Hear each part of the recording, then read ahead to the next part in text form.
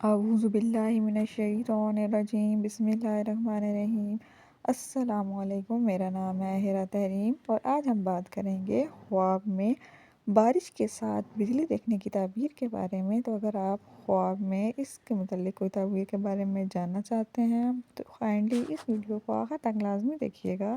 آئیے تو شروع کرتے ہیں۔ خواب میں گرج چمک کے ساتھ بارش دیکھنا کیسا ہے؟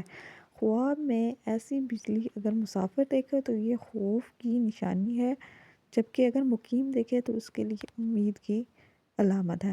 خواب میں دیکھی گئی گرج چمک بیمار کی شفا یابی، قیدی کے بے خوف ہونے اور قرضدار کے قرض ادا ہونے کی نشانی ہے، کیونکہ گرج چمک بارش کی علامت ہوتی ہے اور بارش اللہ تعالیٰ کی رحمت ہے۔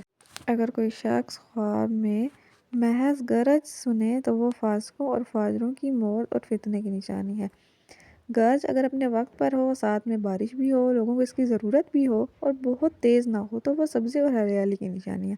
خواب میں صرف بجلی دیکھنا خوف کی علامت اور فائدے کی نشانی ہے۔